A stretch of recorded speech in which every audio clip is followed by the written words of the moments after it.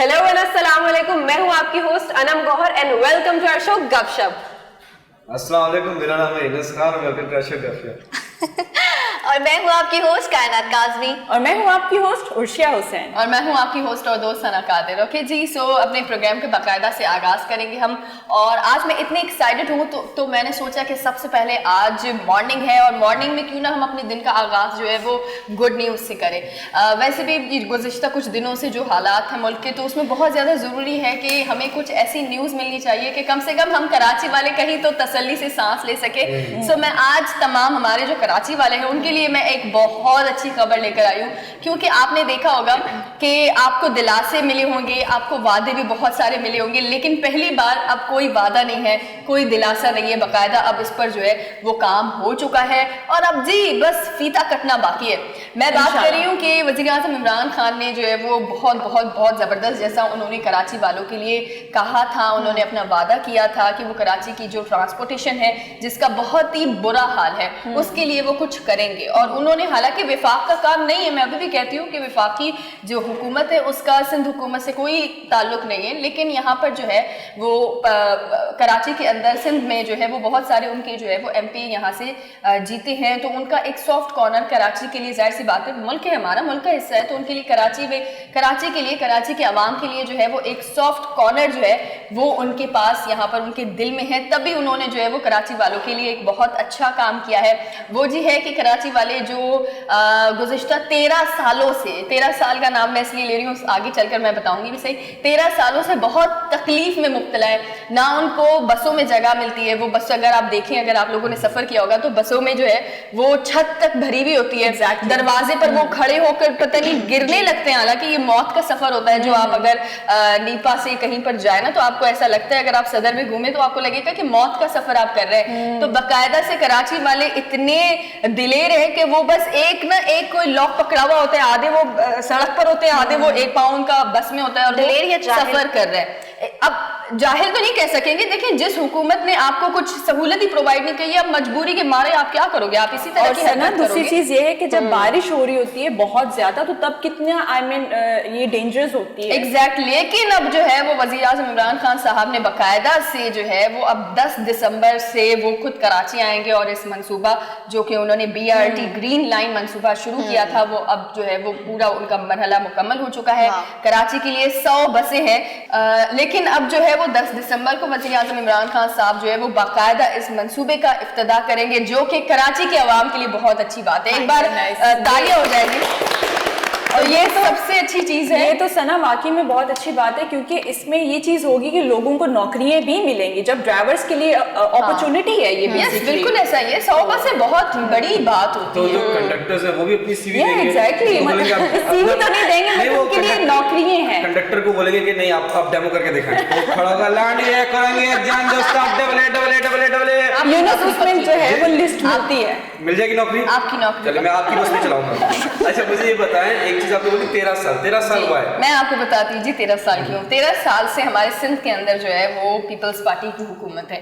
अब peoples party की हुकूमत है जी। अब मैं आपको बताऊं कि पीपल्स पार्टी ने हमेशा से 2019 की बात करूं तो 2019 में जब उनके साथ डिबेट हुई थी, उनके जो वजीर है, उनके साथ ट्रांसपोर्ट के वजीर है, उनके साथ जो है वो डिबेट की गई कि आप कोई मंसूबा क्यों नहीं ला रहे। उस वक्त उन्होंने 2019 में ये वादा किया था कि वो कराची के अवाम के लिए सोचेंगे और बाकायदा से जो है 2009 नहीं, 2019 की बात कर रही हूँ मैं। 2019 में ये वादा किया था कि हम कराची के लिए एक बड़ा अच्छा मंसूबा शुरू कर रहे हैं और जी जो है वो ये जैसे कि अगर 2019 का दिसंबर लगा है तो वो मंसूबा कंप्लीट हो जाएगा, लेकिन अब तक वो मंसूबा कंप्लीट नहीं हुआ। उन्होंने कहा था कि हम जो है वो 50 नई बसें ला रहे हैं, लेकिन कोई 50 बसें नहीं आई। मैं 2021 में, ये 2021 का आखिरी माह है जिसमें मैं ये बात कर रही हूँ कि कोई नहीं आई।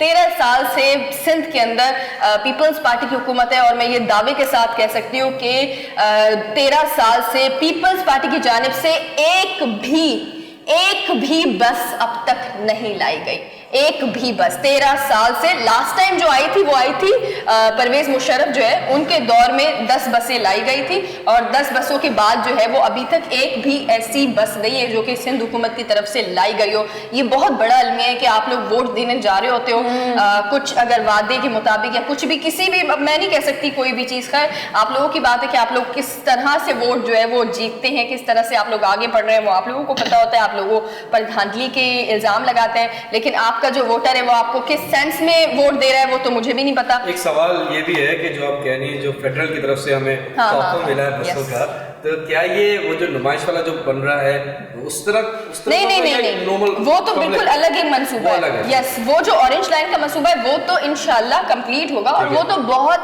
जिसे कहते हैं ना, वो बहुत बड़ा मंसूबा है जिसमें बाकायदा से जो, अगर हम लाहौर जाएं तो उसमें देखते हैं कि मेट्रो जिस तरह से चल रही है, इस तरह कराची में भी मेट्रो चलेगी, ऑरेंज लाइन मंसूबा। लेकिन अब जो है वो वज़ीर आज़म इमरान खान और असद उमर साहब जो कि वज़ीर मंसूबाबंदी है, उन्होंने स्पेशली जो है वो कराची के लिए एज ए गिफ्ट कह दें आप 100 बसें, और वो इतनी लश बसें हैं अगर आप देखें। यस, बहुत खूबसूरत बसें हैं वो, अगर आप देखें ना कि ग्रीन कलर की बस है। हालांकि मुझे याद है कि आज से 3 साल पहले प्राइवेट बसें आई थी, लेकिन वो सिर्फ 2 ही नजर आई थी ग्रीन बसें, जो ग्रीन लाइन। ये सना जो आप कह रही हैं ऑरेंज लाइन का जो है, ये मुझे लगता है कि अगले 200 साल तक भी कंप्लीट नहीं होगा, बिकॉज मैं जब से मैंने होश संभाला और कराची में हूँ, ये तो तब से खुदा हुआ, और अभी तक मुझे नहीं लगता कि भाई क्या है, किसने किया था, क्यों किया था, बताएं थोड़ा। ये हकीकत बात है। मैं आपको बताऊं कि हमारे यहाँ पर मंसूबे शुरू होते लेकिन वो कंप्लीट नहीं हो पाते। लेकिन मैं आपको बताऊं कि मैंने खुद पर्सनली मैं आप लोगों से रिक्वेस्ट करूंगी कि आप लोग भी जाएं और जाकर देखें। जो मतलब इंटीरियर बन रहा है वो बहुत मेहनत से बन रहा है, मतलब एक एक चीज पर बहुत ज्यादा गहरी नजर रखी गई है, और अगर आप अंदर जाएंगे ना तो बाकायदा मैं एक सेकंड के लिए डर गया, आपने बोला इंटीरियर, मैं समझा इंटीरियर सिंध की बात कर रहा हूं, वहां क्या हो रहा है। आप अगर अंदर जाएंगे ना यूनस तो आप देखेंगे कि उनकी जो पूरी मतलब जो लाइनिंग की गई है वो बहुत जबरदस्त, मतलब इतना, हालांकि इसमें थोड़ी ना खराबी भी आई थी, अगर मैं कहूँ ना इसमें टेक्निकी तौर पर कुछ खराबी आई थी, फिर उन्होंने इसको तोड़ा, अंदर से दोबारा से उसको रिन्यू किया, तो ये बहुत बड़ा मंसूबा है। तोड़ के फिर वाटर की पाइपलाइन डाली, फिर वापस ऐसा ही है, लेकिन ये वो वाली पाइपलाइन है। अच्छा, यहाँ जी क्या मुझे एक जहन में सवाल आ रहा है कि इमरान खान साहब की हुकूमत में बहुत सारे लोग हैं जो तनकीद करते हैं, अब कहाँ हैं आप सब लोग, अब आए ना, अब जब अच्छी बात आई है तो इस पे भी जरा पॉजिटिविटी दिखाइएगा। और क्योंकि हमारे मुल्क में काफी ट्रांसपोर्ट को लेकर इश्यूज हैं, और तो मैं ये पूछना चाह रही थी, क्या कादिर शाह ने तो हमें बहुत बेवकूफ बनाया। मुझे एक सवाल का जवाब देना, क्या क्वेश्चन रह गया? सवाल रह गया? हाँ, बेसिकली मैं क्वेश्चन क्या है तो क्या ये बस इकोनॉमिकल है, क्योंकि यहाँ पे लोगों का जो है थोड़ा सा उनके मसले मसाइल रहते हैं, क्योंकि महंगाई बढ़ी है और ये जो खर्चे आने जाने के लोग इस वजह से कतराते हैं, कहीं जाना हो तो नहीं जा पाते कि उसके तो इतना कराया, तो इंसान अक्सर वो अवॉइड ही कर देते हैं। क्या तो क्या ये बस इकोनॉमिकल? एग्जैक्टली, इसमें आपको सिर्फ 25 रुपए किराया देना पड़ेगा कहीं भी जाने के लिए। जो हमारे जो नॉर्मली बसेस चलती है उसमें अगर पहले था पेट्रोल जब थोड़ा सस्ता था उस वक्त 15 रुपए देना पड़ता था, फिर थोड़ा महंगा हुआ 20 रुपए तक पहुंचा, फिर 25 रुपए तक पहुंच गया, तो ये अभी भी जो है वो 25 जैसा ही है। अच्छा सना, मेरा आपसे लेकिन कंफर्ट है, मतलब सना मेरा आपसे एक सवाल है। यहाँ पे बहुत सारी अवाम, कराची के अवाम, स्पेसिफिक कराची के अवाम, क्योंकि कराची से सिर्फ लिया गया, इसे बदले में कुछ नहीं दिया। मैं कुछ ऐसी पार्टी का नाम नहीं लेना चाहती, लेकिन यकीनन ऑडियंस जो है हमारी, जो देखने वाले लोग हैं वो समझ गए होंगे कि पीपल्स पार्टी से पहले भी इस कराची का जो हाल था, मतलब कि हम सब देखते थे कि टारगेट किलिंग हो रही है या कोई भी ऐसी चीज या कोई भी ऐसा काम नहीं है। एग्जैक्टली, एक कॉल पे जो है बंद हो रहा है सब कुछ। तो मेरा सवाल ये था सना कि आपने पीपल्स पार्टी के, क्योंकि 13 साल आपने हम सबको याद दिला दिया, क्योंकि रिकॉल करवा लिया ना आपने, तो 13 साल में बजटिंग, तो ब्रेक पे जाने से पहले ये छोटा सा सवाल है, आप प्लीज ब्रेक के आने के बाद इसका जवाब दीजिएगा। लेकिन 13 साल की ये जो बजटिंग है, जो बजट इनको गवर्नमेंट की तरफ से दिया गया, like ex prime minister Nawaz Sharif ने भी इनको बहुत बजट पास किए हैं, जो कि सच है, तो उनका ये सब क्या हुआ है? क्या इस तरह की करप्शन सामने आई है? इसका जवाब मैं सिर्फ एक ही जवाब में दूंगी, अगर इस तरह की करप्शन साबित ना होती तो आज हमारे यहाँ पे बड़े मंसूबे बनते। जी, यहाँ पर लेते हैं एक छोटा सा ब्रेक। ब्रेक के बाद अभी बहुत सारी ऐसी चीजें हैं जो आज आप जानेंगे और हैरान होंगे। हमारे साथ रहें। Welcome back. ब्रेक पे जाने से पहले हम बात कर रहे थे कि मुल्क में इनकलाब आ रहे हैं, तब्दीलियां आ रही हैं, तो इसी के साथ साथ जो हमारे बराबर, जो हमारे शाना बशाना मुल्क खड़ा रहते हैं, दुबई, यूएई, तो उनको नहीं भूल सकते क्योंकि उनकी भी बहुत कुर्बानियां रही हैं हमारे साथ और उन्होंने हमारा हमेशा से साथ दिए जो भी अप्स एंड डाउन्स रहे हैं। और क्योंकि एक तरह से वो इस्लामिक गल्फ कंट्री में भी आता है, तो अगर वहाँ उस मुल्क में कोई अच्छा इनिशिएटिव लिया जाता है तो मैं समझती हूँ कि ज़रूर उस पर थोड़ी सी बात की जा सकती है और उस पर रोशनी डाली जा सकती है। तो जैसा कि आप सबको पता होगा कि हिंद अल कसीमी है, प्रिंसेस है एक, इनका ताल्लुक है यूएई से और शारजा की रॉयल फैमिली से बिलोंग करती हैं। अगर किसी को इससे पहले पता हो तो जब कोविड आया था 1 साल पीछे अगर हम जाते हैं तो इन्होंने ट्वीट की थी और इंडिया के बहुत सारे लोग थे जिनका ये मानना था कि जो इंडिया में मुसलमान रहते हैं कोविड उनकी वजह से आया है। तो एग्जैक्टली जी इस पर बहुत सारी ट्वीट्स हुई थी और बहुत काफी गर्मा गर्मी इस पे रही थी ट्विटर पे। तो इस पे फिर ये सामने आई थी and she broke the ice और उन्होंने कहा था कि मुझे इस चीज से मैं काफी ज्यादा ऑफेंड हुई हूँ कि आप ऐसे नहीं बोल सकते कि मुसलमान जो रहते हैं भारी कहीं भी रहते हैं, वो मतलब उनका बेसिक मोटो ये था कि वो जो हेट स्पीच करते हैं लोग इंटरनेट पर आके, उनके अगेंस्ट उन्होंने वॉइस रेस की थी और बोला था कि ये कोई तरीका नहीं होता है कि आपकी अपनी देखें आपको एक फ्रीडम मिली, एक सहूलत मिली है।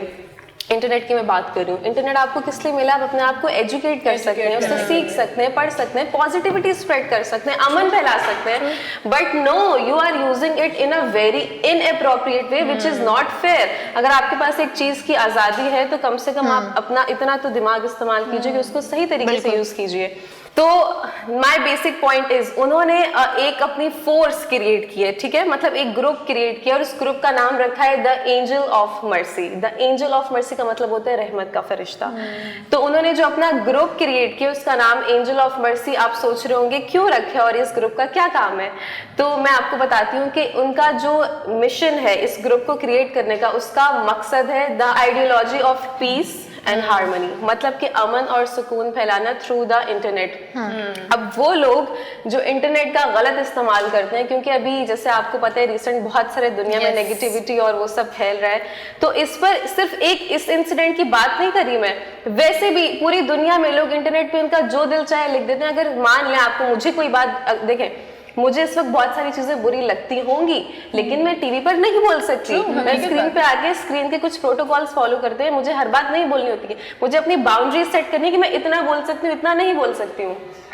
तो इन्होंने अपना एक ग्रुप क्रिएट किया, उसका काम ये है कि ये इंटरनेट पे बैठ के लोगों को मॉनिटर करेंगे, उनकी मुकम्मल तफसीलात निकालेंगे, उनका नाम, उनकी ईमेल आईडी, उनके कॉन्टैक्ट, उनकी पिक्चर्स, और उन लोगों को परमानेंटली यूएई से डिपोर्ट कर दिया जाएगा बगैर उनकी कोई बात सुने जिन्होंने भी हेट स्पीच की। और रिगार्डिंग मुस्लिम्स या regarding any other religion, regarding every religion.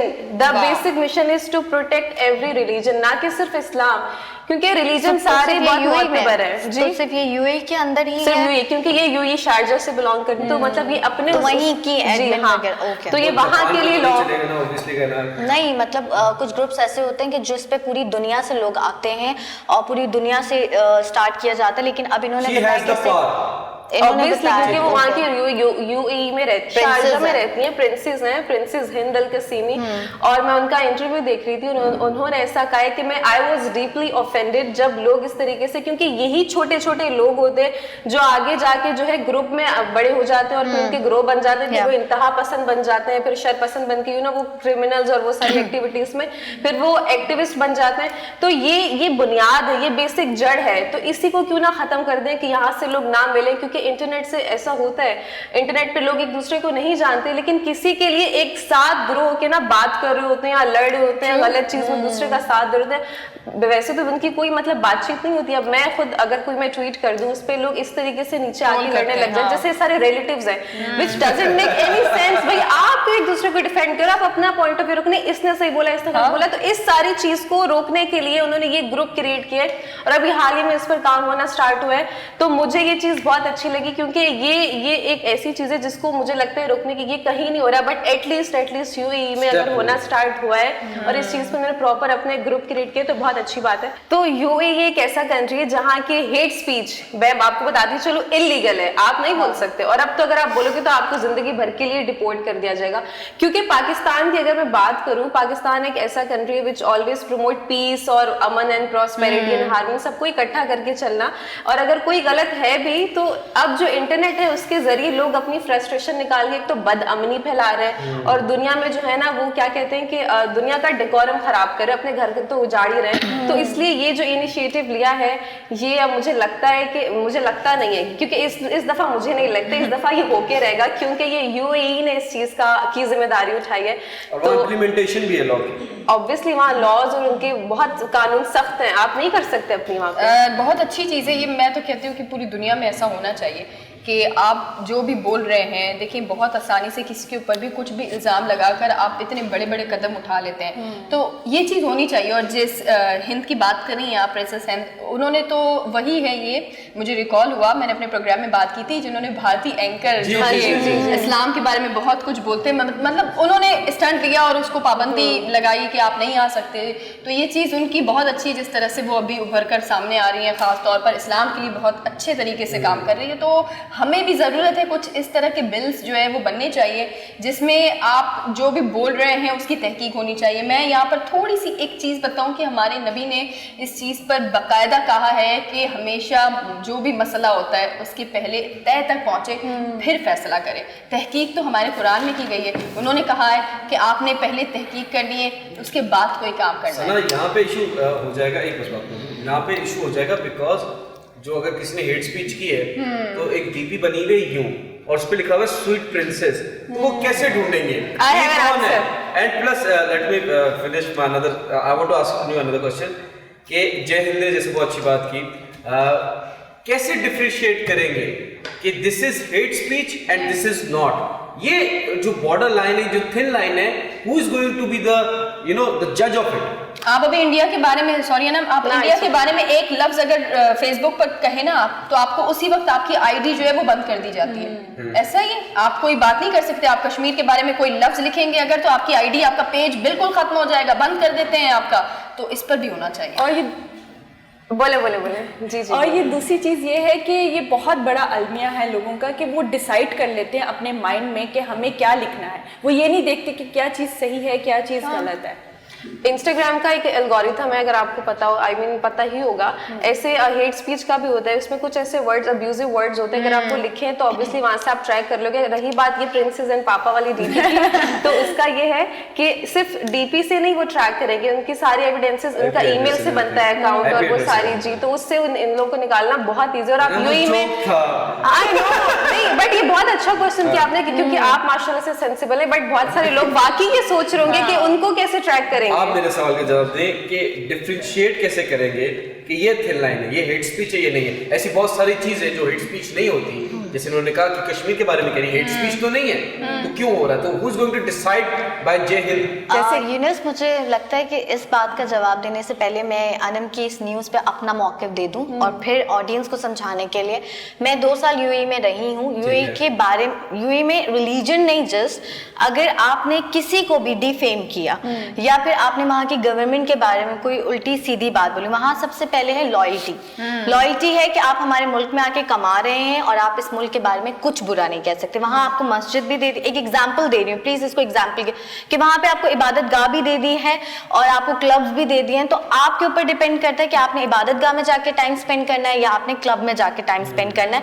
बहुत सारी चीजें ऐसी हैं। और वहाँ पे जो साइबर क्राइम है, जो इंटरनेट और जितनी भी वेबसाइट्स को डीलिंग की जाती है, वो बहुत स्ट्रॉन्ग है, बहुत ज्यादा स्ट्रॉन्ग है। डार्क वेब का भी एक इंसिडेंट हुआ था कि वहाँ पे कुछ स्टूडेंट्स को पकड़ा गया था और शुरताओं ने वहाँ पर इनको एक स्ट्रिक्ट सजा भी दी और पता नहीं कितनी 8 साल की जेल हुई थी कि वो डार्क वेब से कुछ मंशियात मंगवा रहे थे। तो ये चीजें तो आप सोचिएगा भी मत कि आप यूएई में बैठ के बहुत सारी चीजें जैसे आप दूसरे मुल्कों में कर सकते हो। और आपकी बात का कि ऐसे कैसे पता चले कि ये हेट स्पीच है या आप अपना पॉइंट ऑफ व्यू दे रहे हैं। फॉर एग्जाम्पल मैं एक बात कहूँ कि इस कानून को खत्म किया जाए, लेकिन वो किसी ना किसी के रिलीजन से रिलेट कर रहा हो, बहुत सारे मसलक हैं, बहुत सारे फिरके हैं, बहुत सारे रिलीजन हैं, कॉन्सेप्ट डिफरेंट है। तो किसी को भी अगर हर्ट होगा तो वो कहेगा कि मैंने हेट स्पीच दी, जबकि मैंने अपना पॉइंट ऑफ व्यू दिया। ब्रेक पे जाने से पहले मैं ये थोड़ी छोटी सी बात करके देन हम ब्रेक पे चले जाएंगे। तो वहां पे देखिए ये सारी चीजें बैठने के लिए कोई एक इंसान नहीं होगा। पहली बात है कोई भी इंसान एंटी नहीं हो सकता, वो अगर किसी को भी लेकर एंटी होगा तो वहां का उस ग्रुप का एडमिन नहीं होगा, न्यूट्रल बंदे को होगा। न्यूट्रल बंदे की भी एक टीम होगी। आपकी हैंड राइटिंग से आपके कॉन्सेप्ट भी पता चल जाते हैं। यहाँ तक भी लोग जो है रिसर्च करते हैं कि आपने हैंड राइटिंग लिखी ना तो उसका आप में माइंड सेट्स का है। ये बाकायदा मैंने पढ़ा था कि हम जो खत भी लिखते हैं, लेटर्स भी लिखते हैं, तो उसमें हमारी खुशी और गमी तक का भी पता चल जाता है कि read the mind. एग्जैक्टली। तो ये आजकल के ज़माने में कौन साथ लिखता है? नहीं मतलब जैसे ये पेपर मैंने लिखा है तो मैंने किस मूड में इंफॉर्मेटिव लिखा है पता या चल खुशी जाता में लिखा है या किस चीज में है। प्लीज मेरी डायरी मत तो पढ़िएगा, ये खुशी आप तो ये मैं सारी ये कह रही चीजें। थी कि लोग खुद डिसाइड करते हैं। आई मीन उनका जो माइंड होता है वो खुद डिसाइड करते हैं। मुझे लगता है कि अभी हमारे पास एक छोटा सा ब्रेक है। लेकिन ब्रेक के बाद हमारे पास मौजूद है एक अदद सिंगर। मैं भी कह सकती थी आपके- सिंगर के बारे में, मैं भी बता सकती थी। आपका सिंगर का ऐसा फंसता नहीं, तो आप देख लें। जी, हमारे पास एक बहुत अच्छे से एक सिंगर मौजूद है यहाँ पर और हमें बहुत एंटरटेन करेंगे। आपको भी एंटरटेन करेंगे, आपको भी एंटरटेन करेंगे, हम सबको एंटरटेन करेंगे। मिलते हैं एक छोटे से ब्रेक के बाद। अल्लाह मुझे दर्द के काबिल बना दिया, तूफान को ही कश्ती का साहिल बना दिया, बेचैनियां समेट के सारे जहान में, जब कुछ न बन सका तो मेरा दिल बना दिया। ओ साथी तेरे बिना राही को राह कहाँ, ओ साथी तेरे बिना राही को राह कहाँ।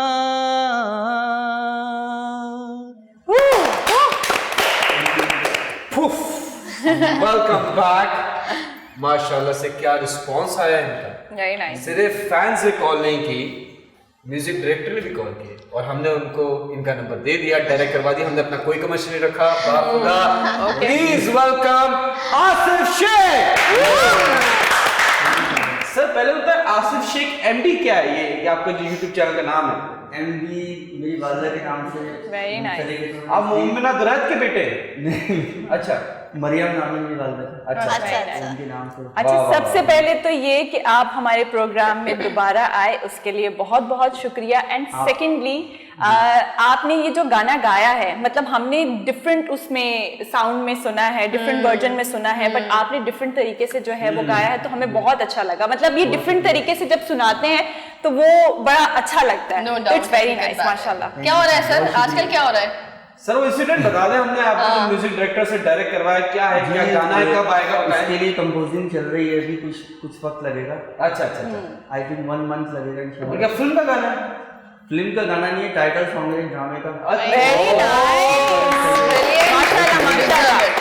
Very nice. आप डिजर्व करते हैं सर। और मैं लिटरली, मुझे ऐसा लगा, पता नहीं आते बस हम देखिए, हर इंसान की अपनी एफर्ट है, लेकिन जिसका नाम बन जाता है तो वो कुछ भी बोले तो वो बिकता है। लेकिन उनसे बहुत ही डिफरेंट सुर थे, बिकॉज उतार चढ़ाव जिस तरह से गा रहे थे, तो मुझे गाना थोड़ा Lyrics आपका भी ज्यादा changed यस और ज्यादा यूनिक लगा। और मुझे Yes.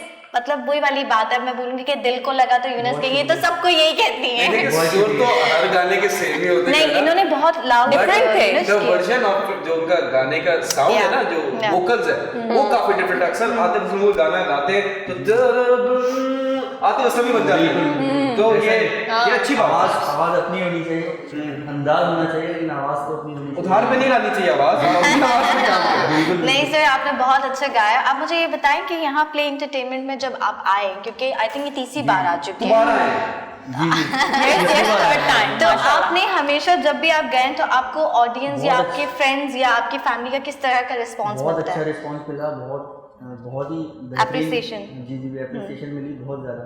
सर अब तो आप हमारी फैमिली जैसा बिल्कुल एक फैमिली जैसा हिस्सा बन चुके हैं, लेकिन अब ये बताएं, अब तो आप मतलब आना जाना तो आपका लगा ही रहता है एक फैमिली रहे हमारी बोलने की जरूरत नहीं है। हम सब एक फैमिली है, ये भी आप सब मेरी अब फैमिली। क्या करें, एक होता है ना बिगड़ा हुआ बच्चा फैमिली का है, हमारे साथ एक बिगड़ा हुआ बच्चा, लेकिन हम चलो प्यार तो हम भी बहुत करते हैं। लेकिन हमें ये बताएं कि अब तो आप आना जाना प्ले एंटरटेनमेंट लगा रहता है आपका, आपको हम सब में से एक अगर कॉम्प्लीमेंट देना हो क्या क्या देंगे आप बताएं? ओके सो कॉम्प्लीमेंट दे We You know- are so desperate for recognition. तारीफ अगर करनी है आपने तो प्लीज दिल खोल कर करें, लेकिन अगर उधर तारीफ करनी है तो थोड़ा सोच के कीजिए।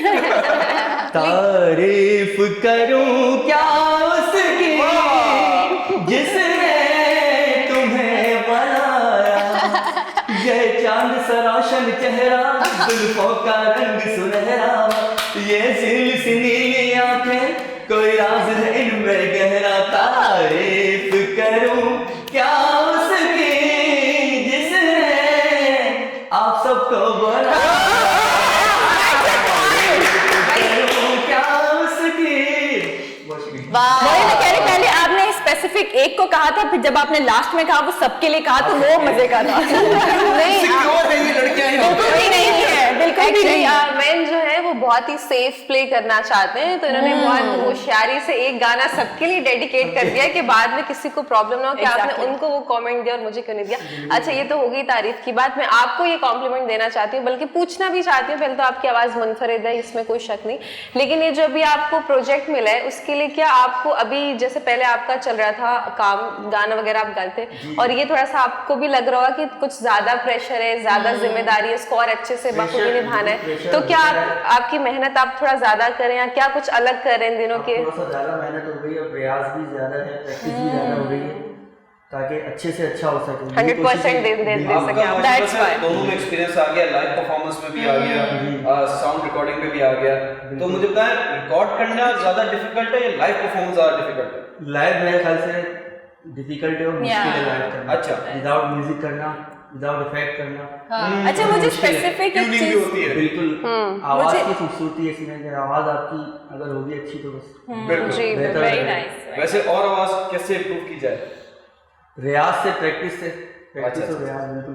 प्रैक्टिस और कैसे लगता है आपको हाई नोट कैसे आप पिच करते हैं? दोनों High बात note- करें, आप बीच में क्यों बोल रहे high हैं? हम भी यहाँ पे बैठे हुए हैं ना, आप अकेले तो नहीं बैठे हुए, हम भी बैठे हुए हैं बात करने के लिए। जब हम रियाज करते हैं तो हाई नोट्स भी होता है रियाज में। जी। सारे गाँव पास जब हम करते हैं तो उसमें हाई नोट्स पर भी जाते हैं, लो में भी होता है, हाई में भी दोनों। नहीं that's- ना ही प्लेइंग विद यू। अच्छा मुझे नोट से ये क्वेश्चन एकदम से जहन में आया है कि जो लोग नहीं ज्यादा आवाज निकाल सकते, जिनके वोकल्स नहीं हाई होती, तो क्या उनके लिए मुश्किलात होती हैं सिंगर बनने में? मुश्किल है थोड़ी? मुश्किल होती है, प्रैक्टिस करनी पड़ती है। अगर आप प्रैक्टिस अच्छी करेंगे, उस पर मेहनत करेंगे तो बन सकता है। सर Result आता है। एक बहुत छोटा सा सवाल है, जो अचानक से ये नोट्स की यूनिस ने हाई और स्लो पे पिच पे बात की। बहुत सारे लोग हैं जिनकी आवाज़ बहुत अच्छी है, जो प्रैक्टिस भी करते हैं, लेकिन उन्हें मसला होता है, लाइक फॉर एग्जांपल साइनस का प्रॉब्लम, लाइक सांस, मतलब वो ज़्यादा देर तक नहीं सांस का भी यही, जब हम सारे गामा करते हैं तो सारे गामा में कुछ ऐसी चीजें हैं कि वो सांस भी हमारी बेहतर करती है। कंटिन्यू हमें करना पड़ता है, एक एक सुर को कंटिन्यू कुछ exercise वगैरह। एक्सरसाइज मेडिटेशन हो गई ना?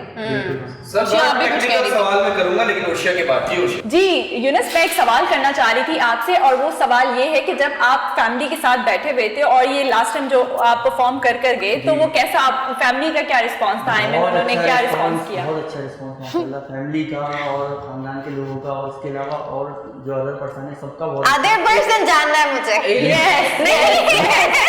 सभी का अच्छा रिस्पांस, सबका बहुत अच्छा रिस्पांस। अच्छा एक टेक्निकल सवाल पूछना आपसे, डिफरेंस आपने बताना है सारे गामा पादा निसा में और साईं गामा मागा रे से।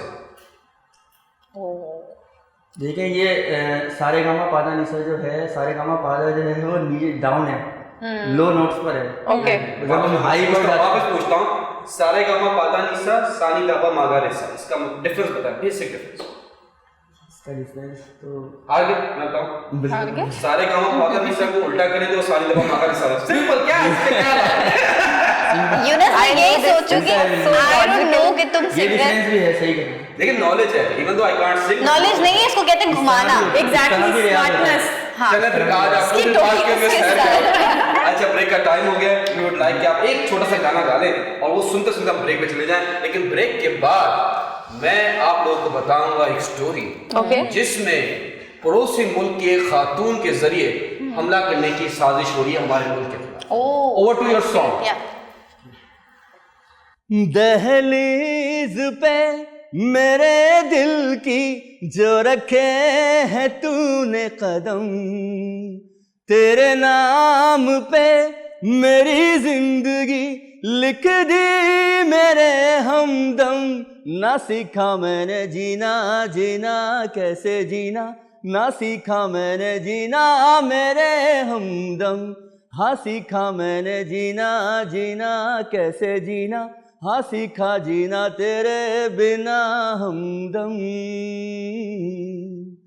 सच्ची सी है तारीफें दिल से जो मैंने करी है, जो तू मिला तो मिली है दुनिया मेरी हमदम। ओ आसमां मिला ज़मीं को मेरी, आधे आधे पूरे हुए हम। तेरे नाम पे मेरी जिंदगी लिख दी मेरे हमदम। हाँ सीखा मैंने जीना जीना कैसे जीना, हाँ सीखा मैंने जीना मेरे हमदम। ना सीखा मैंने जीना जीना कैसे जीना, ना सीखा जीना तेरे बिना हमदम।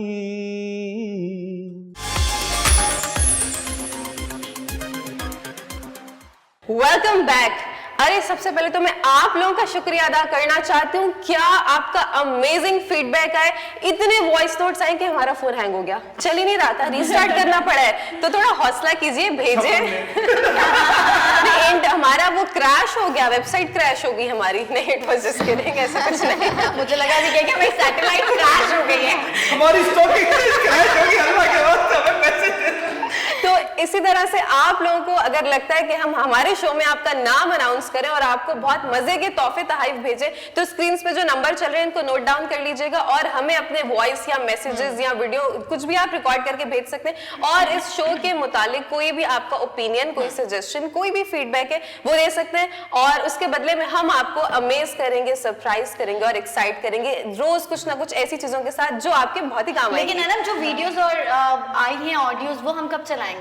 Very good question. हम वो कल चलाएंगे और आपको भी सुनाएंगे कि लोगों का कितना जबरदस्त रिस्पॉन्स आ रहा है। तो प्लीज आप लोग भी जरूर कीजिएगा। We will be looking forward for your responses. Thank you. Over to you Younis. जी अनम, मैं यहाँ मौजूद हूँ, पीछे मेरे IMF है। यहाँ पे एक बहुत खतरनाक साजिश चल रही है पाकिस्तान के खिलाफ। जी अनम, आपसे मेरा राब्ता हो नहीं पा रहा, लेकिन मैं आपको बस जल्दी से चली गई, बिजली चली गई, बिजली आ गई, पता नहीं क्या हो रहा है। ये IMF वाले चाह रहे हैं कि हमारी बिजली चली जाए, हमारी गैस चली जाए। चांद नवाब के साथ प्ले न्यूज IMF के बाहर। और उसके बाद तूफान आ जाएगा। Very nice, very nice. Thank you, that's all from my side. मैं आपको बता दूं कि एक गेम चल रही है। जी, कौन सा वाला? हाँ, लूडो खेल रहे हैं हम लोग। 80 पंजुहार कबूतर डोली नहीं, I am being very serious. एक साजिश चल रही है रिगार्डिंग पाकिस्तान को लेके, क्योंकि एक चीज मैं आपको बताता हूँ। एक साजिश चल रही है गीता गोपीनाथ। प्यार से गोपी कह सकते हैं, गोपी बहू। हाँ गोपी बहू। ये गीता गोपानी कोई इंडियन ड्रामों की बहू नहीं है, ये उससे 10 गुना आगे है। ये नागिन भी हो सकती है, ये चुड़ैल भी हो सकती है, नेवली सपोली, ये भी हो सकती है आपके वाले। सास भी कभी बहू थी, ये भी हो सकती है। नहीं, ये खुद ही अकेली है, ये एक सास ही बनेगी और फिर आगे अपनी बहू को जुल्म करेगी। मैं आपको बताता हूँ, गीता गोपीनाथ जो हैं ये एज अ सिलेक्ट हो गई हैं, इलेक्ट हो गई हैं फर्स्ट डेप्यूटी मैनेजिंग डायरेक्टर, और ये सक्सीड कर रही हैं जेफरी ओकोमोटो को। और ये जो चीफ है उसके बाद सेकंड है, जो IMF की चीफ है उसके सेकंड है, जिनका नाम है क्रिस्टलीन जोतगफ। ठीक है, और ये जो क्रिस्टलीन जोतगफ है ये IMF की चीफ है, उसके बाद ये सेकंड है। अब ये क्योंकि इंडियन है, ठीक है, गीता गोपीनाथ। अब मैं आपको बताता हूँ ये कहाँ से इनका इन्फ्लुएंस है। ये अमेरिकन सिटीजन है, लेकिन 2018 और 19 में ये इकोनॉमिक एडवाइजर थी to chief minister of Kerala. आप बोल के बताएं क्या है नाम? कैलेरा। वाह, आपका लगा कैलुला लग रहा है, बट ये थी, ठीक है। अब मैं बताता हूँ ये क्यों हो रहा है। अब जब IMF के जो सेकंड होगा वो इन कमांड होगा और वो फर्दर पाकिस्तान के लिंक्स, क्योंकि एक इंडिया में ऑलरेडी काम कर चुका है एक मिनिस्ट्री के साथ। How can you trust someone? Exactly. एक हमारे मुल्क में आप एक देखिए, मैं ये नहीं कहता कि कहीं ना कहीं हम लोग नफरत करते हैं, लेकिन हमारी जो आइडियोलॉजी डिफरेंट है when it comes to politics of India and Pakistan. Leads की बात करते हैं जो लीड कर रहे हैं कंट्रीज को। अगर आप उनके साथ ऑलरेडी काम कर चुके हैं तो how can we trust someone जो IMF में बैठा हुआ है और हमारे साथ फर्दर आगे जुल्म नहीं करेगा, फर्दर हमारी इकोनॉमी खराब करने की कोशिश नहीं करेगा। मैं चले आप लोग को आज एक्सप्लेन करता हूँ what is IMF। IMF international monetary funds, इनका बेसिक ये काम है कि दुनिया को पैसा देना, दुनिया के डिफरेंट मुल्क को पैसा देना और इन रिटर्न उनसे सूद। सही। Yunus, when did it form? It formed in 1944 and it was after the World War II and ये 1944 में बना था। World War II के बाद जो है 44 मुल्क आपस में आए, उन्होंने बोला कि क्योंकि ये हालात ख़राब हो जाते हैं तो हम ऐसा करें कि कोई भी मुल्क नुकसान में ना चला जाए, उसका दिवालिया ना निकल जाए, तो एक सपोर्ट करने के लिए कि इन्होंने वर्ल्ड बैंक भी इसके साथ साथ फॉर्म हो। अच्छा यूनुस, ये तो इन्होंने पूछ लिया कब और क्यों, लेकिन आप इसको वजाहत ऑडियंस के लिए और सादा अल्फाज में अगर समझाएं कि ये क्यों। हाँ, सादा अल्फाज इस्तेमाल करने के लिए सादा खुशबू पान लगाना। जी खा लें, जी खा लें। लगा लिया। ये पान नस्वार कब से होने लगा? ये नस्वार की एक्सपर्ट है, ये लगाती रही हैं, ये यूं बैठ के दूसरों को भी देती रही है। कराची में रहकर अगर आपको ये सब चीजें ना पता हो तो ये सबसे बड़ा अलमिया है जी। कराची में रह के नस्वार खाना जरूरी भी सब है। खाना नहीं पता होता है। अच्छा, मैं अपना फेंक दिया, मैं अपनी बात कर लूं। जी, आपका बहुत अच्छा सवाल कि क्यों हुआ।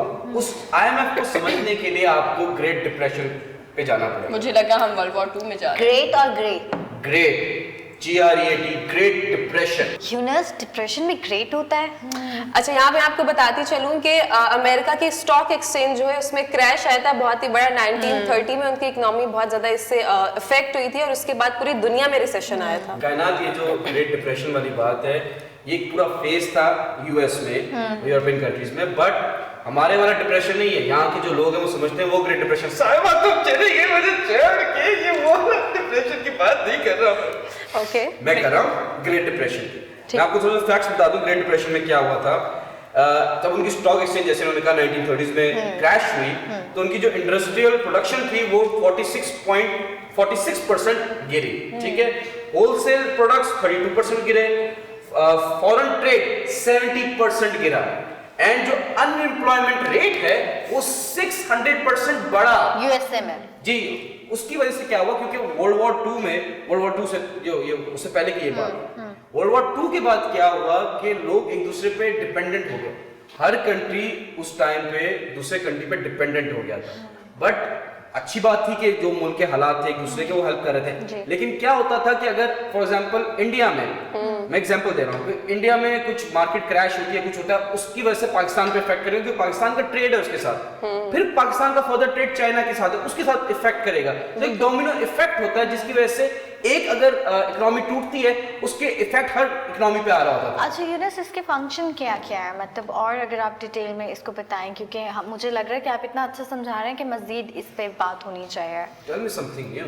Yeah. अच्छा, फंक्शन ये मैं आपको बेसिक बता दूं, 4 हैं कि जो करेंसी रेट है बिटवीन कंट्रीज वो मॉनिटर करना है, ठीक है, डॉलर्स के साथ। ठीक है। इजी ट्रेड बिटवीन कंट्रीज बनाना है। ठीक है। अब जो ट्रेड हो रहा है, जैसे फॉर एग्जांपल चाइना जापान का कुछ मुश्किलात हो रही है तो उसमें इंटरवीन करते हैं, बोलते हैं भाई ट्रेड करें भाई, ठीक है। अभी क्या लगे मैं 2 लड़कियों की तरह कि मैं तुमसे बात नहीं करनी, मैं तुमसे बात नहीं, आप ट्रेड करें, ठीक है। नंबर 3 है कंट्रीज को डेवलप करना है, उनकी सोशल इकोनॉमिक जो भी सिचुएशन है, पॉवर्टी खत्म करनी है। फिर है एम्प्लॉयमेंट रेट बढ़ाना, ये बेसिक है, ये 4-5 फंक्शन है जो बेसिक है। बिल्कुल ऐसा ही यूनुस, मैं ये सवाल करना चाहूँगी कि तासुर हमेशा यही जताया जाता है कि किसी भी मुल्क को अगर ख़त्म करना है तो इसकी मईशत को पहले ख़त्म किया जाए। अभी तो जो नज़र आ रहा है तासुर, वो यही नज़र आ रहा है कि अगर इंडिया की कोई जो है वो अगर वो वहाँ पर भी है लेकिन वो है तो इंडिया से ही है, तो इसका मुझे ये बताएं कि अगर हम लोन की तरफ जाते हैं कि किसी कंट्री को लोन चाहिए होगा, आपको नहीं लगता कि कहीं ना कहीं सॉफ्ट कॉर्नर जो है वो अब इंडिया को मिलेगा? देखिए ऑब्वियसली बात है, और इंडिया का जहाँ तक मैंने पढ़ा आफ्टर 1992 उन्होंने IMF से कर्जा ही नहीं लिया, ठीक है। तो हम लोग जो स्टेट पे कि हमें कर्जा लेना पड़ता है, मैं इसको फर्दर एक्सप्लेन करता हूँ कि हाउ टू गेट लोन। अगर मैं फॉर एग्जांपल यूनिस्तान हूँ और मैं जाता हूँ IMF के पास कि मुझे कर्जा दे, तो कैसे लिया जाए। और अगर आप चाहते हैं कि आप IMF से कर्जा लें और आप जानना चाहते हैं कैसे, वो मैं बताऊंगा एक छोटे से ब्रेक के बाद।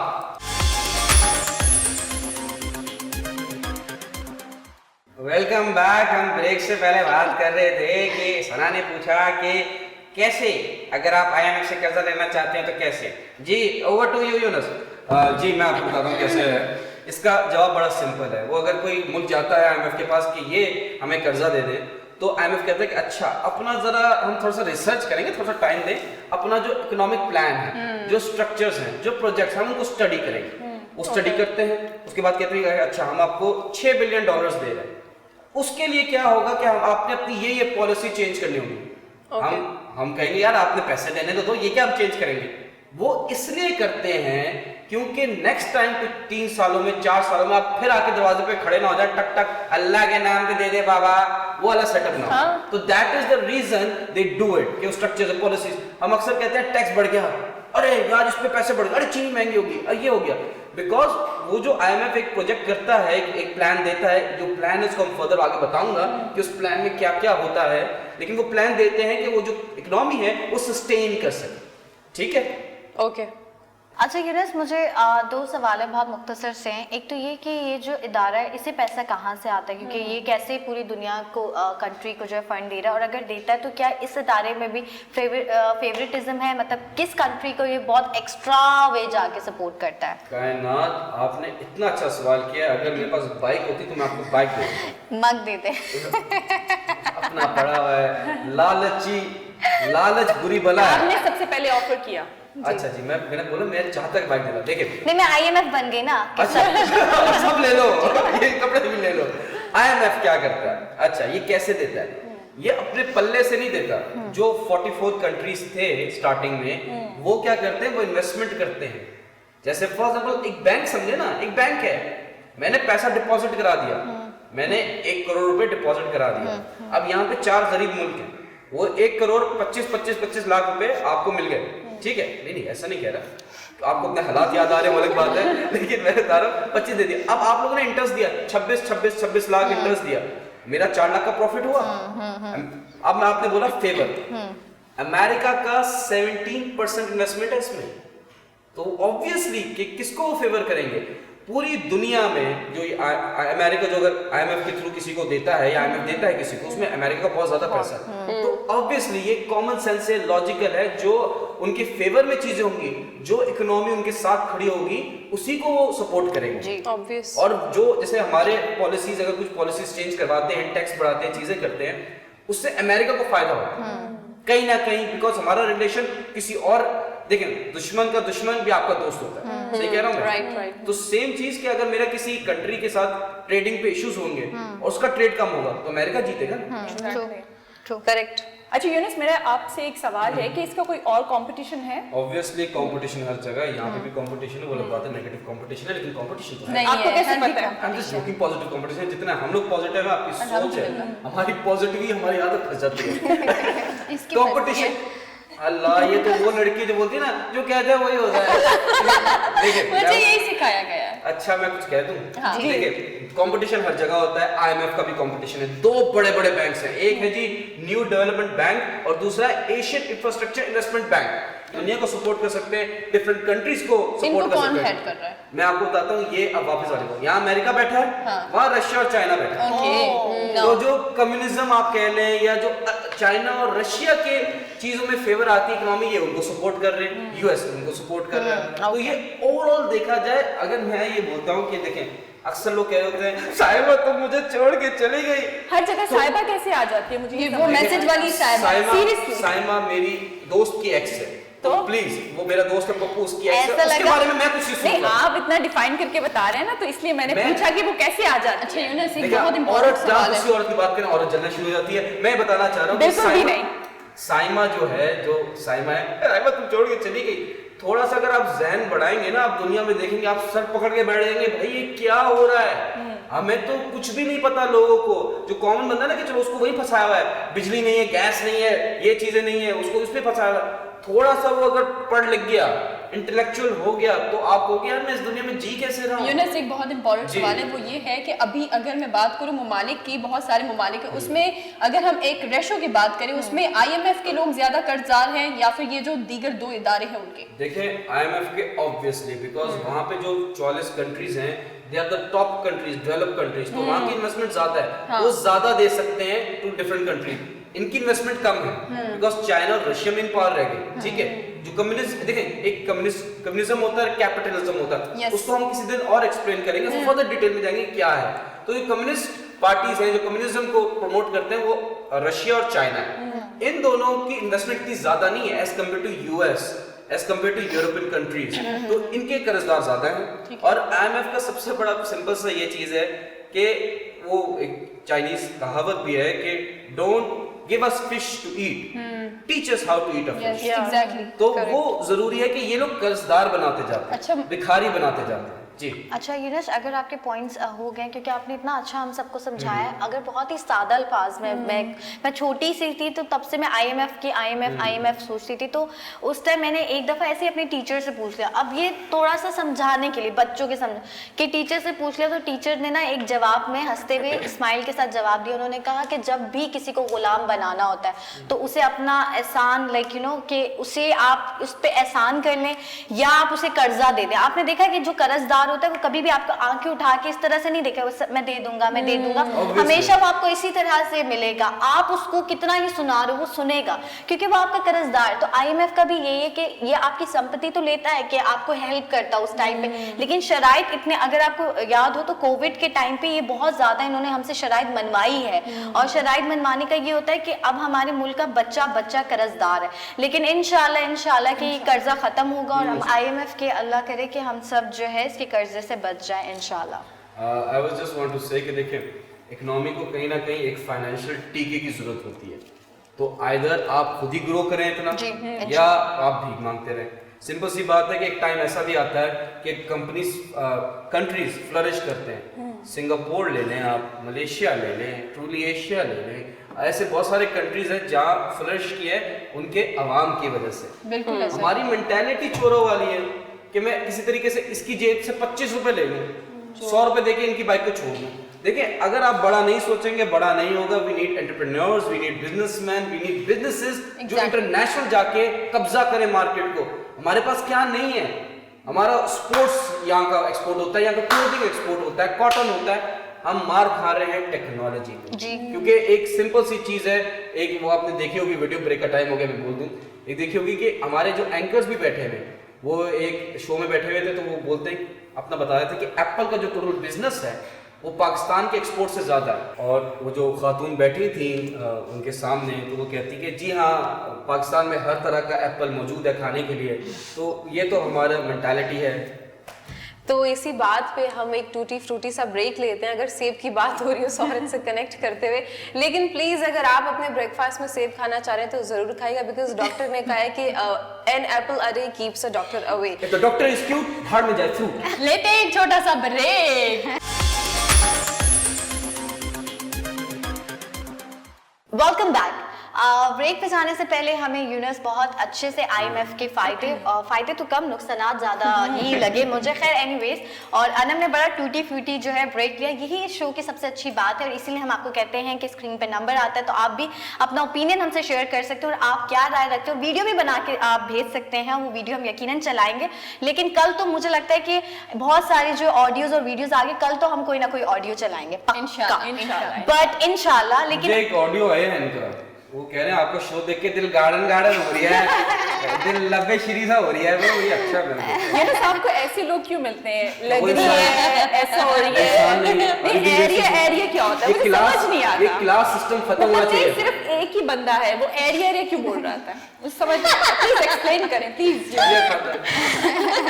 कभी नस्वार खाता है, कभी छालिया खाता है। जी, आपके खाने पे नजर रख रही है? नहीं, बिल्कुल भी नहीं। अगर आप लोगों की ये डिशेस कह रही हूँ, मैं भी खाने की चाहूंगी ना अगर आप Delicious. लोगों की ये बातें हो जी, गई जी, हैं इन खाने पीने पर, तो मैं अपनी जो स्टोरी है आप सबसे शेयर करना जी, चाहती जी. हूँ, ऑडियंस से शेयर करना चाहती हूँ। स्टोरी में एक मैसेज है, वो मैसेज मैं दूंगी बाद में, लेकिन पहले मैं आपको बताती हूँ इसमें 2 कैरेक्टर्स जो बहुत इंपॉर्टेंट है। प्लीज आप लोग इस स्टोरी को मूवी ना समझिएगा, ये किसी मूवी का सीन नहीं है, और खुदारा इसे पॉजिटिव वे में लीजिएगा। ऐसा ना हो कि आप भी यही कुछ करना चाहें और उसके बाद जो अंजाम इसका हुआ वो कहीं आपका ना हो जाए। तो प्लीज अपने कान और आंखें खोल के, आंखें भी इसलिए क्योंकि मैं आपको वजाहत के साथ बताऊंगी कि क्या है। FBI के आज यूनस ने जो है हमें IMF का बताया, FBI भी अमेरिका का ही इदारा है, फेडरल ब्यूरो इन्वेस्टिगेशन। ये इदारा जैसे हमारे यहाँ ISI या इंडिया की रॉ है, इसी तरह का ये काम करता है अपनी कंट्री के लिए, अपनी कंट्री की सिक्योरिटीज के लिए, और अपनी कंट्री की तमाम चीजें देखता है जो भी सिक्योरिटी से रिलेटेड होती है। अब मैं नाम लूंगी 2, उनमें से है एक फीमेल जज जिनका नाम है कैटी सिबल, और दूसरा है एक फर्द जिसे मुजरिम कहा गया जिसका नाम है कामरान फरीदी। कामरान फरीदी क्या था? कामरान फरीदी को जज ने 7 साल की सजा क्यों दी? पहली दफा किसी जज ने कहा कि मेरी पूरी जिंदगी में ये पहला ऐसा केस है कि जो सजा देते हुए मेरा दिल अंदर से रो रहा है, मैं सजा नहीं देना चाहती हूँ, मैं इमोशनल हो गई हूँ और मैं बहुत मजबूर हूँ, लेकिन क्योंकि ये मेरी जॉब है तो मैं आपको ये सजा बताती हूँ। और ये सजा मुकर्रर करते हुए भी वो बहुत ही ज्यादा, आप कह सकते हैं कि बहुत ही ज्यादा अपसेट थी। बट एनीवेज, ये फर्द कराची का रहने वाला है और इस आदमी की जो उम्र है वो 52 है। 52 ईयर ओल्ड एक पर्सन जिसका नाम है कामरान फरीदी, जो कराची का रहने वाला है। पूरी जिंदगी उसने कराची में गुजारी, कराची के सड़कों पर, क्योंकि ये आदमी एक मुजरिम है। इस आदमी ने स्ट्रीट क्राइम्स किए हैं जब हालात खराब थे, गुर्बत की वजह से कुछ भी, लेकिन ये कोई एक्सक्यूज नहीं हुआ कि आप गुर्बत की वजह से लोगों को नुकसान दें और कत्ल करें और आप लोगों की जो है चीजों को जानी नुकसान भी और लोगों की चीजें चुरा के या छीन के भाग जाए। तो कामरान फरीदी जो कराची का एक ऐसा नेटवर्क कह लें आप, जिसे कराची के गली गली, कूचे कूचे, चप्पा चप्पा मालूम थी। इसे हर बंदे की इंफॉर्मेशन होती थी और इसे पता था कि कौन सा बंदा कितना इंपॉर्टेंट है और किस बंदे के पास कितनी इंपॉर्टेंट न्यूज है या इंफॉर्मेशन है। मतलब कि वो सारी चीजों का, खबरों का, ये इसको तमाम जो है हर चीज पता होती थी। इस बंदे की इसी नेचर से जो है ये FBI के काफी लोग, इनको पता चला, जो कराची में नेटवर्क काम करेगी। आपको पता होगा कि पूरी दुनिया में इसी तरह काम होता है स्पाई एजेंट्स का, कि पूरी दुनिया में लाइक लोग जो है खरीदे जाते हैं या उनको आप उनके कोई भी जाती मफाद का लालच देकर उनसे कोई भी गैर अखलाकी या गैर कानूनी काम करवा सकते हैं। ये दैट्स नॉर्मल। तो इसी तरह फरीदी को भी रिलेट किया गया। रिलेट करने के बाद FBI का एक एजेंट बना दिया और इस बंदे ने FBI की इतने सारे केसेस सॉल्व किए और FBI के बहुत सारे दुश्मन जो पाकिस्तान में थे या कराची में थे या कहीं भी दीगर इलाकों में थे, इसने पता लगाया और उनके लिए काम करना स्टार्ट कर दिया। यहाँ तक कि ये अमेरिका गया और इसने वहां पे कैट नाम की एक लड़की थी, कैटी उनको कहा जाता है, उनसे शादी तक कर ली, क्योंकि अमेरिकन ने इसे एक्सेप्ट कर लिया, FBI ने इसे एक्सेप्ट कर लिया और बहुत ज्यादा इसकी वजह से केसेस सॉल्व हुए। अब जब केसेस सॉल्व हुए, तमाम चीजें हुई, लेकिन खैर मुझे ये चीज तो बहुत ही ज्यादा हैरानगी के साथ कहना पड़ता है कि कोई भी इंसान यहाँ पर ये चीज भूल जाता है कि ये मुल्क हमें क्या दे रहा है, और गुर्बत की वजह से या कोई भी दीगर चीजों की वजह से वो अपना ईमान या अपनी बहुत सारी ऐसी चीजें जो मुल्क से गद्दारी कर बैठे। खैर ये सारी चीजें तो हो गई। अब हुआ ये कि FBI से एक दिन आता है इसके नाम का कॉन्ट्रैक्ट, कि इसके साथ जो कॉन्ट्रैक्ट हुआ था वो खत्म हो गया है, अब इसे बैक टू कराची भेज दें, अब हमें इसकी जरूरत नहीं है। क्योंकि यह आदमी हमेशा से एक मुजरिम दिमाग का था, इसने कत्ल तक किए और मुजरिम दिमाग का था, तो इसने ईमेल बेगुनाहों के किए थे या गुनाहगार के? जैसे कि मैं आपको बता चुकी हूँ कि ये एक चोर था, मतलब क्रिमिनल था बिफोर ज्वाइनिंग FBI। ठीक है, मतलब क्रिमिनल था लेकिन FBI का जो है वो जासूस के तौर पर काम भी कर रहा था। जी हाँ बिल्कुल, FBI के जासूस की तरफ काम भी करने लगा। फरवरी 2020 में इसका कॉन्ट्रैक्ट खत्म कर दिया गया अमेरिका FBI एजेंसी के थ्रू। अब जैसे ही इसका कॉन्ट्रैक्ट खत्म हुआ, उसी दिन इसे पता चलता है कि इसकी वाइफ को कैंसर डायग्नोज हुआ है। अब इसको 2 न्यूज मिली कि मेरी जॉब चली गई और मेरी वाइफ, तो इसने क्या किया। अच्छा मैं आपको यहाँ पे एक छोटी सी बात बताऊं कि ये सब जो है मोरे के तौर पे यूज किया जाता है कि ये सब जो है छोटे छोटे एक प्यादे होते हैं, लेकिन इन लोगों का भी, एजेंट्स का भी होता है हैंडलर। हैंडलर वो होता है जो FBI के ऑफिसर्स में से माना जाता है, जिसके पास सारी न्यूज होती है और जिसे पता होता है कब किसको कॉन्ट्रैक्ट देना है, किसको कितना बताना है, मतलब वही मेन होता है, वही उस कंट्री से रिलेटेड होता है, वो इंडिया या पाकिस्तान का कोई नहीं हो सकता। ऑफिसर वही उसी national, like officer for example FBI का अमेरिकन ही होगा। अब जैसे इसका कॉन्ट्रैक्ट खत्म हुआ तो इसने ईमेल के थ्रू उन्हें धमकियां देना स्टार्ट कर दी, क्योंकि क्रिमिनल दिमाग का था और उसको शेयर मिल गई थी। अच्छा बहुत सारी प्रॉपर्टीज इसने बनाई, जाहिर सी बात है आप लोग समझ गए होंगे, जब एजेंट बना तो उसको बहुत सारी चीजें दी गई उसकी तरफ से, तो अब इसको वो तमाम उस तरह की लाइफस्टाइल रहने की आदत हो गई थी। अब वाइफ की भी इसको कैंसर का पता चला, नेशनैलिटी भी मिल चुकी थी इसको अमेरिकन, लेकिन इसको कहा गया कि अब आप हमारे साथ काम नहीं करेंगे आगे जो है। अब जब इसने ईमेल्स भेजना स्टार्ट किया तो FBI को, अगर आप FBI के किसी ऑफिसर को धमकी देते हैं, मारा नहीं आपने लेकिन जान की धमकी भी देते हैं, तो वहाँ की हुकूमत के हिसाब से या वहाँ की अदालत के हिसाब से आपको कड़ी से कड़ी सजा होगी। जैसे 24 घंटे पहले इसने ईमेल पे धमकी दी, गुस्से में होगा धमकी दे दी, 24 घंटे बाद ये गायब। इससे इन्वेस्टिगेशन की गई, इससे कहा गया कि कहीं दूसरी एजेंसीज ने तो इसे खरीद नहीं लिया, तमाम चीजें से पूछी गई। पूछने के बाद इसको वहां उस कोर्ट के हिसाब से 7 साल की सजा हुई, जिस पर जज के सामने तमाम जब इसका पूरा डेटा आया तो वो इतनी इमोशनल हो गई, क्योंकि इसकी वजह से अमेरिका के बहुत बड़े बड़े दुश्मन और दहशतगर्द पकड़े गए थे।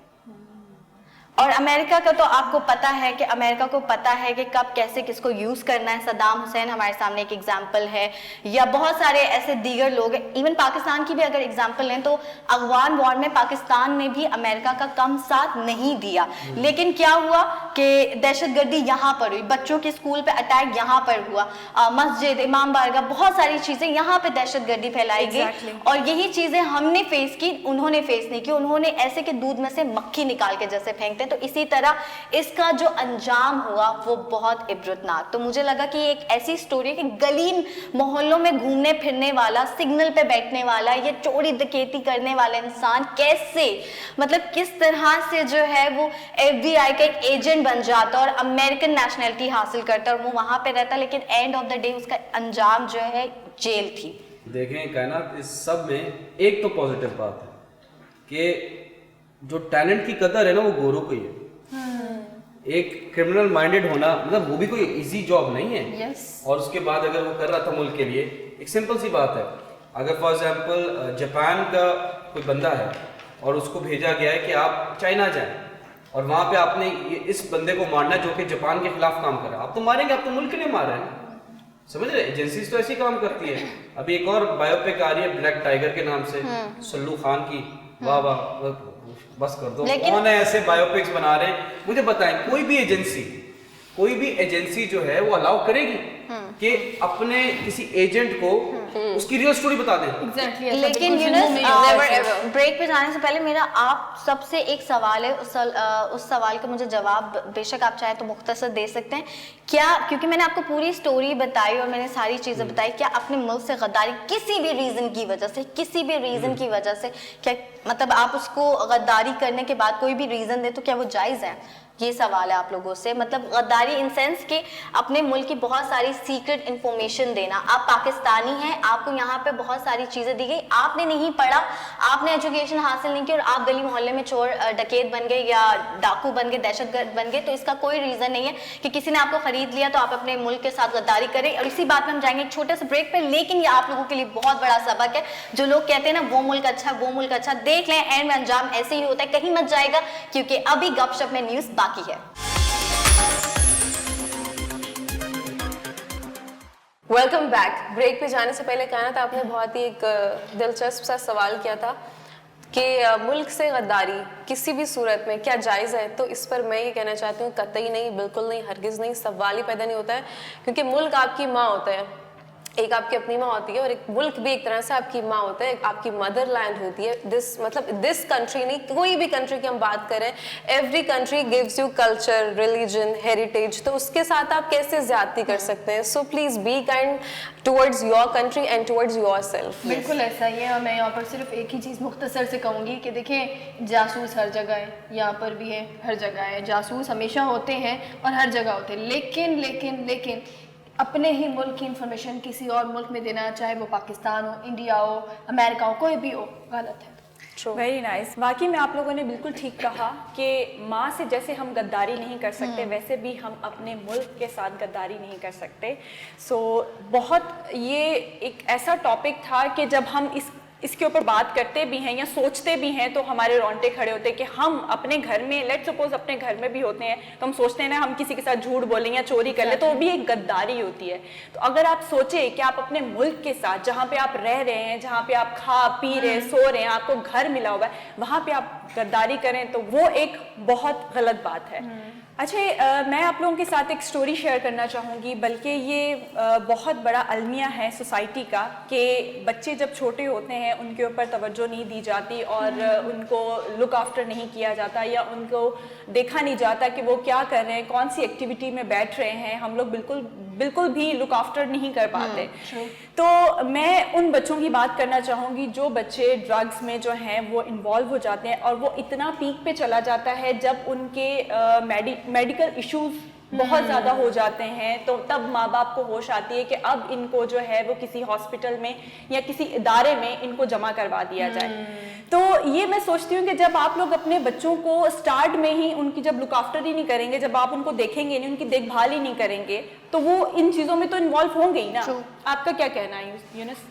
देखें, बच्चों को आज के ज़माने में वो कहते हैं कि आप मुझे अपने दोस्त दिखाओ, मैं आपको आपका फ्यूचर बताऊं। करेक्ट। तो man is known by the company he keeps. अगर उसके दोस्त ऐसे हैं, ये तो हमारी जनरेशन थोड़ी सी स्मार्ट है कि हम लोगों को पता है कि ड्रग्स वगैरह क्या है। हमारी जो पिछली जनरेशन थी, जो हमारे वालिदैन हैं, उनको नहीं पता था कि ये आइस क्या है, ये दूसरे ड्रग्स क्या है।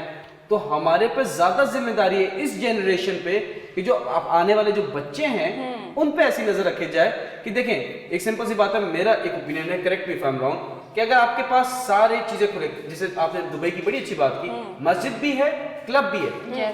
अब मेरा इम्तिहान है कि मैं मस्जिद जाता हूँ या क्लब जाता हूँ। अगर मेरे पास क्लब की अपॉर्चुनिटी है ही नहीं, मैं तो मस्जिद ही जाऊंगा ना। बट नेक वो है जिसको मौका नहीं मिला।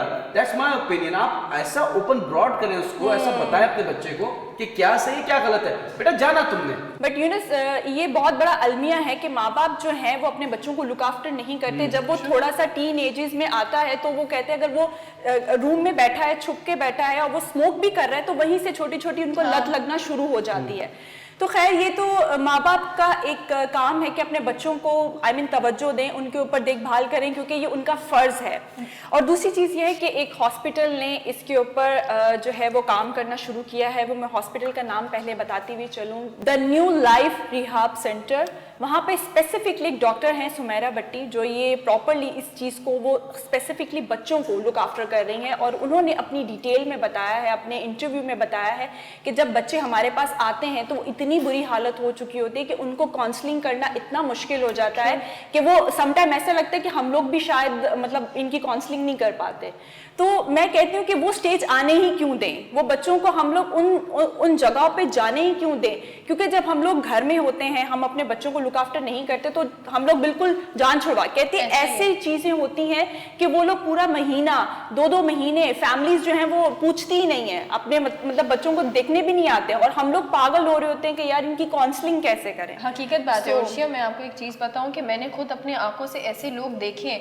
एक जगह पर मैं विजिट करने गई थी, इसी तरह रिहाब सेंटर पे विजिट करने गई। मैं देखकर हैरान, नौजवान लड़के लड़कियां वो नशे के इतना आदी हो जाते हैं, इतनी बुरी तरह मुब्तला होते हैं कि आप बिलीव करेंगी कि उनका जो है वो वो अपनी हाइजीन का बिल्कुल ख्याल नहीं रख पाते हैं। सबसे बड़ी चीज़ ये है कि अगर कोई बहुत ज़्यादा नशा करता है तो वो अपना यूरिन तक कंट्रोल नहीं कर पाते, तो वो वहीं पर जहाँ पर बैठे हैं वहीं पर वो उस जगह को नापाक कर रहे हैं।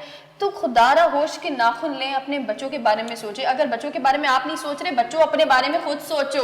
सना, आप एक लोग चीज स्कूल बस जाते मैं हैं। ऐड करना चाहूंगी इसमें कि जैसे कि इन्होंने हॉस्पिटल, जैसे कि the new life rehab centre की मैं बात कर रही हूँ कि ये बहुत अच्छा हॉस्पिटल है। उन्होंने कहा है कि वालिदैन हमसे बात करते हैं फ़ोन में कि यहाँ पे सिक्योरिटी है, यहाँ पर ये सब चीज़ें हैं, और हम लोग आगे से ये जवाब उनको देते हैं कि जब बच्चा बिल्कुल ख़राब हो चुका था तब आप लोगों की सिक्योरिटी कहाँ थी।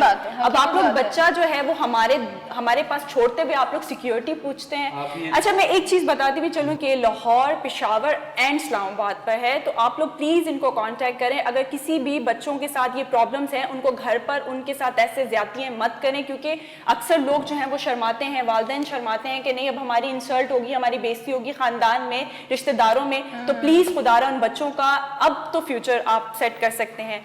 इसी के साथ साथ एक छोटी सी मैं एक चीज़ ऐड करना चाहूँगी। मुझे लगता है कि हम लोग हमेशा मदर के बारे में बात करते हैं और फादर के बारे में कभी भी हम बात नहीं करते, जो कि ज़्यादा इंपॉर्टेंट है और वो हमारे घर का सरबराह होता है। बाप के लिए कुछ वर्ड्स कहना चाहूँगी और आप लोग मुलाहिजा फरमाइएगा। जी। बाप रोटी है, कपड़ा है, मकान है, बाप उन नन्हे परिंदों का बड़ा आसमान है। बाप है तो घर में जिंदगी पर रौनक है, बाप है तो बच्चों के सारे सपने अपने हैं, बाप है तो बाजारों के सारे खिलौने अपने हैं। अल्लाह ताला हम सबके माँ बाप को सलामत रखे, आमीन। आमीन सुम्मा आमीन। आमीन। आपने बहुत अच्छी ये पढ़ा बाप से रिलेटेड। जी। तो सियालकोट का एक इंसिडेंट होता, वो भी एक बाप थे, उस दिमाग में आ गया। तो मैं उस इंसिडेंट के बारे में कुछ नहीं कहना चाहूँगा, मेरे पास अल्फाज नहीं है, बट हबीब जालिब साहब बहुत साल पहले कह चुके हैं, उनकी बात पे मैं इत्तफा करता हूँ। I would like to start. नामूस के झूठे रखवाल, बेजुर्म सितम करने वाले, क्या सीरत नबी जानते हो? क्या दीन को समझा है तुमने? क्या याद भी है पैगाम नबी? क्या नबी की बात भी मानते हो? यूं जाने लो, यूं जुल्म करो, क्या ये कुरान में आया था? उस रहमत आलम ने तुमको क्या ये इस्लाम सिखाया था? लाशों पर पत्थर बरसाना, क्या ये ईमान का हिस्सा है? इल्जाम लगाओ, मार भी दो, दामन से मिट्टी झाड़ भी दो, मुसलमान भी कहलाओ और फिर माओ की गोद उजाड़ भी दो। तुमसे ना कोई सवाल करे, ना जुल्म को जुर्म ख्याल करे। इस देश में जो भी जब चाहे लाशों का यूं पामाल करे, लेकिन तुम इतना याद रखो, वो वक्त भी आखिर आना है जिसके नाम पे जुल्म किया उस जात के आगे जाना है। उस खूने ना हक को फिर वो मिज़ान हशर में तोलेगा। वो सरवर आलम मूसने जाम तुमसे इतना तो बोलेंगे, ऐ जुल्मो जबर के मत वालो, तुम हक के नाम पे बातिल हो, तुम वैशी हो, तुम कातिल हो, तुम वैशी हो, तुम कातिल। अल्लाह हाफ़िज़।